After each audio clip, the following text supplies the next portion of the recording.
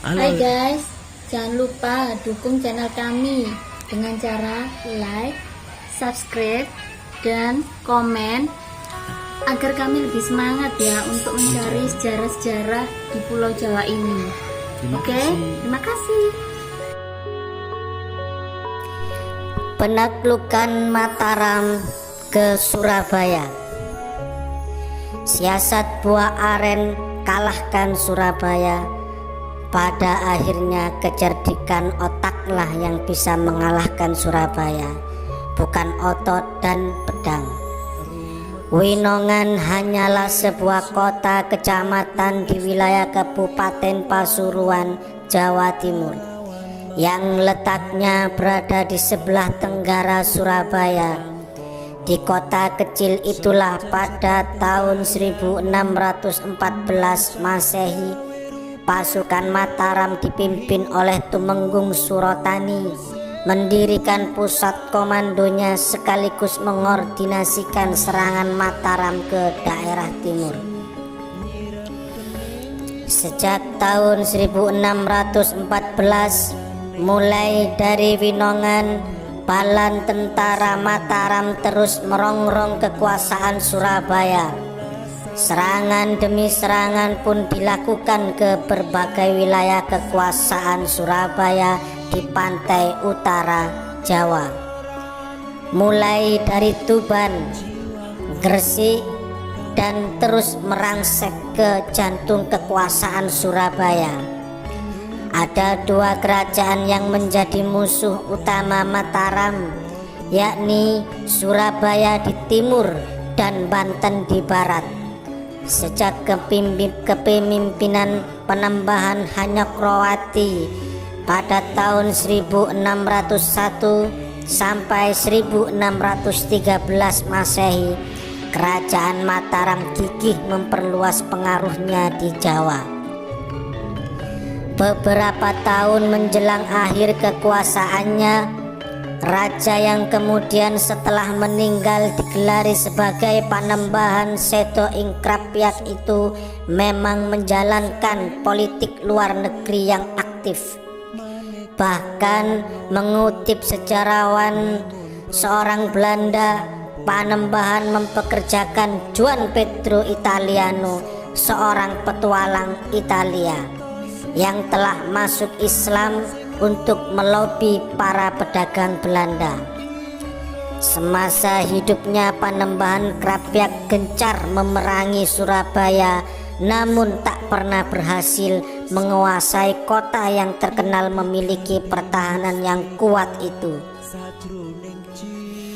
Ketika Sultan Agung menggantikan posisi Panembahan Krapyak pada tahun 1613, raja baru itu meneruskan pekerjaan sang ayah yang tak sempat berlanjut karena keburu wafat pada tahun 1613. Pada saat Sultan Agung memerintah, sebuah taktik lain dijalankan. Alih-alih menyerang langsung ke Surabaya, Sultan yang sebelum dinobatkan bernama Raden Mas Jatmiko itu memilih untuk menyerang lebih dulu daerah-daerah taklukan Surabaya. Beberapa bulan setelah penobatannya, Sultan Agung langsung memberikan titah kepada Tumenggung Surotani yang disertai ribuan bala tentara Mataram untuk segera berangkat menyerang daerah timur.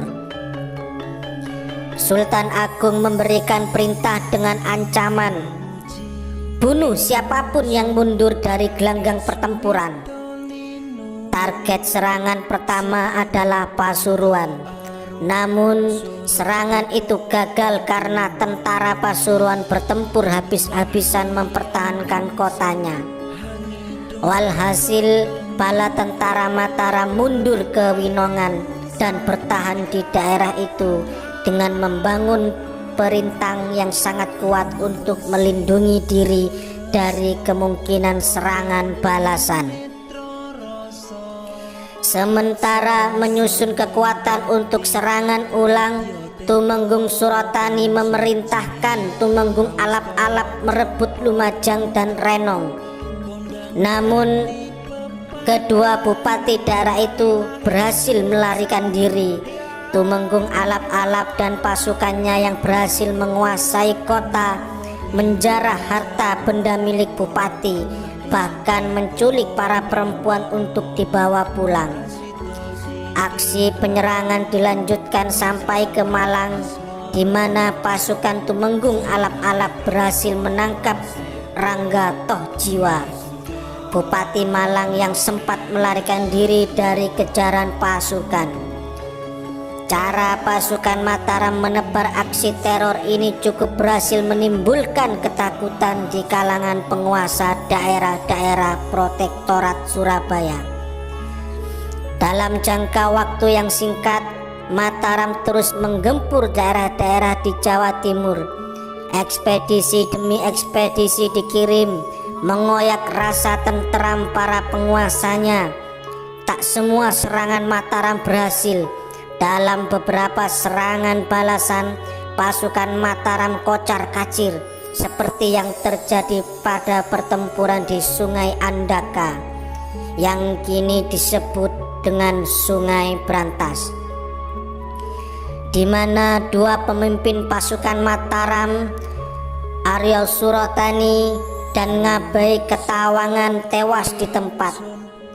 Menyerang terlebih dahulu kota-kota satelit di sekitar Surabaya agaknya bertujuan untuk memutus jalur logistik ke Surabaya. Sebagai kota pelabuhan, Surabaya menggantungkan dirinya kepada daerah-daerah pedalaman untuk suplai berbagai kebutuhan sehari-hari. Bahkan kebutuhan atas air pun diambil dari Kalimas, salah satu dari dua cabang kali pecahan aliran Sungai Brantas yang melintasi Mojokerto. Kelak lewat Sungai Brantas Surabaya bisa dibuat bertekuk lutut. Taktik demikian ditempuh Mataram karena serangan langsung terhadap Surabaya tak pernah berhasil. Surabaya terlalu kuat, apalagi bala bantuan dari Madura selalu siap setiap saat mempertahankan Surabaya. Selama bertahun-tahun semenjak naik tahta, Sultan Agung terus melancarkan penyerbuan ke Surabaya. Seringkali menemui kegagalan, tapi dia tak pernah jera untuk melakukan serangan. Apa yang sebenarnya mendorong Sultan dari Trah Ki Ageng Pamanan itu begitu ngotot menaklukkan Surabaya? Sejarawan Universitas Gadjah Mada mengatakan perebutan legitimasi kekuasaan religius adalah alasan utama kenapa Mataram gigih melancarkan perang terhadap Surabaya. Mataram membutuhkan legitimasi keislaman, dan itu dimiliki oleh Surabaya karena mereka keturunan para wali, sementara Mataram keturunan petani, kata dokter lulusan Leiden Universitas itu. Menurut Margana, legitimasi kekuasaan berdasarkan tahta suci agama menjadi penting karena dengan itulah Surabaya memiliki pengaruh yang sangat luas. Konsepsi kekuasaan yang demikian bersumber pada kepercayaan di kalangan masyarakat Jawa bahwa raja adalah pusat kosmis yang memiliki pengaruh baik pada alam maupun masyarakat. Raja juga dipercaya sebagai keturunan nabi-nabi dan dewa-dewa. Anggapan itu dikaitkan dengan kepercayaan magis dari wahyu raja dan konsep pewaris keturunan darah raja atau Trahing Kusuma Rembesing Madu Wijining Andono Topo. Hanya orang yang memiliki keturunan darah rajalah yang berhak menjadi raja. Sementara Trah Pemanahan itu kan trahnya petani, jadi mereka berada satu derajat di bawah Trah wali seperti penguasa Surabaya. Itu alasan Mataram menyerang Surabaya. Maka Mataram berani menempuh jalan manapun untuk mengalahkan dan menguasai Surabaya. Cara Sultan Agung yang menggempur secara periodik wilayah kekuasaan setahap demi setahap menimbulkan korban yang cukup besar di pihak Mataram. Namun dia terus mencari cara agar Surabaya yang makin lama makin terdesak itu menyerah, terutama sejak kejatuhan Tuban pada 1619 Masehi, menyusul kekalahan Madura pada 1624.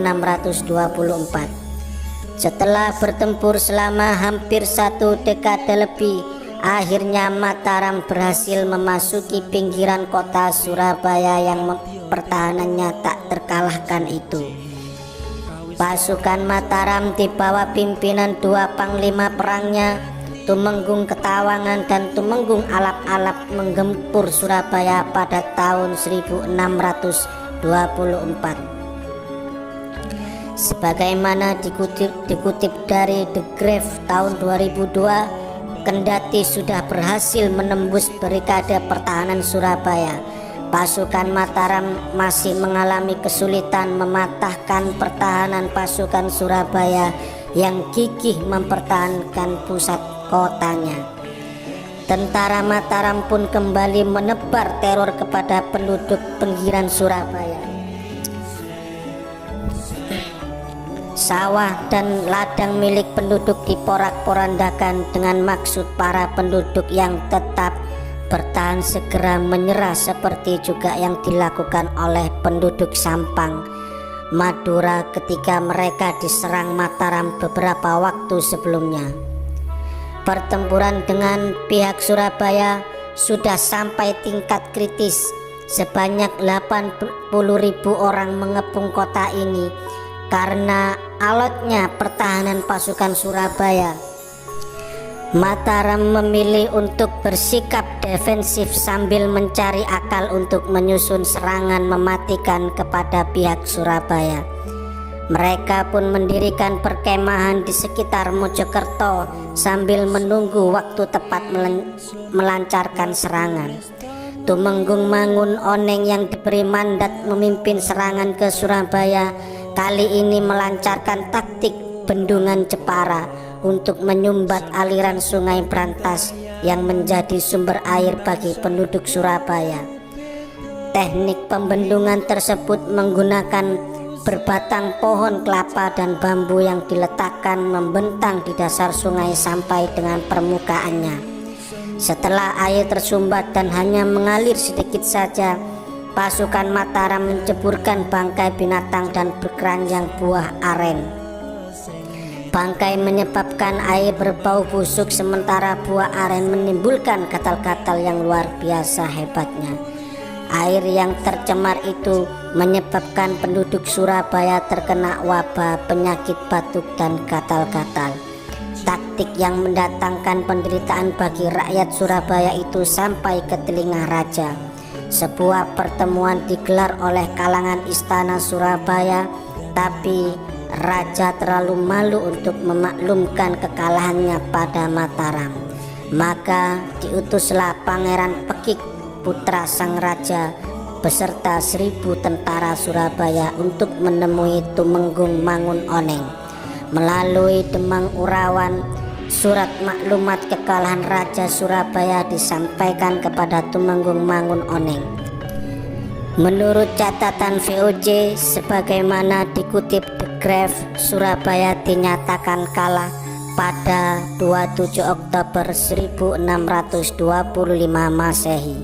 Sejak saat itu, Mataram mulai mencengkramkan kuku kekuasaannya di wilayah Jawa Timur, dan Surabaya mengakui atas kekalahannya.